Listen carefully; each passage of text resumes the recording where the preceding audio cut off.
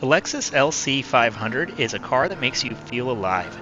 It's not just a luxury coupe, it's a masterpiece of engineering, design, and performance. It's a car that combines the best of both worlds, the refinement and comfort of a Lexus, and the exhilaration and thrill of a sports car.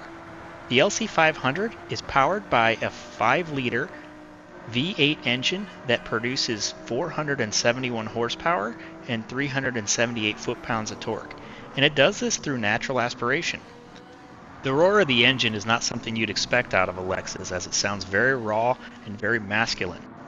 But the LC500 is not just about straight line speed, it's also about handling. The car has a low center of gravity, a rigid chassis, and an adaptive variable suspension that adjusts to the road conditions and your driving style. The steering is precise and responsive, giving you confidence and feedback around every corner. The brakes are powerful and progressive, allowing you to modulate your speed with ease. The LC500 is a car that makes you feel in control, even when you're pushing the limits. The interior, on the other hand, is all luxury. The combination of leather, wood, and metal accents lets you know you're experiencing something truly special. Although Lexus is a Japanese brand built by Toyota, it was created for the American market. And as an American-inspired car, the build of the LC500 is set up for us Yankees. Although it's fun to have so many right-hand drive vehicles to choose from, it's nice to be piloting the vehicle properly from the left front seat. The dash is also reading in miles per hour, which is a nice option for those of us left in the world that haven't figured out the metric system. The tach cleverly lights up in white, yellow, and red depending on your RPM, and after fully building out the car, it's actually possible to keep the dash display red throughout the gear's range.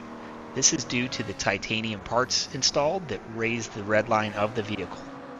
It's worth noting when you're setting these cars up that have the ultimate parts, allowing for the red line to shift dramatically, that you want to change the transmission to a much lower speed than the car will actually go. This car is set up right now to hit 270 kilometers per hour, but it will break 200 miles per hour pretty easily, which is 320 kilometers per hour. Let's go ahead and bring this car back to Japan and see how it does on our Tokyo loop. The LC500 is both a luxury car and a sports car, so because of that, it has compromises. The biggest compromise I noticed in the car was the overall weight of the vehicle. It initially comes in at 4,277 pounds, and after a stage 5 weight reduction, it still carries 2,950 pounds.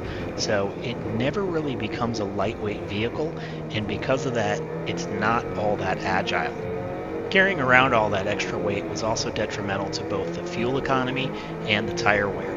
We ended up running out of fuel in the middle of the second lap, and ended up with about 15% tire wear on the front and about 25% on the rear. Although the tire wear doesn't look too bad, this is after some updates where tire wear has been pulled back.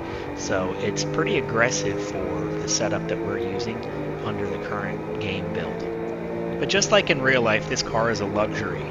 So fully built, the engine stays naturally aspirated but ends up over 750 horsepower and just under 500 foot-pounds of torque.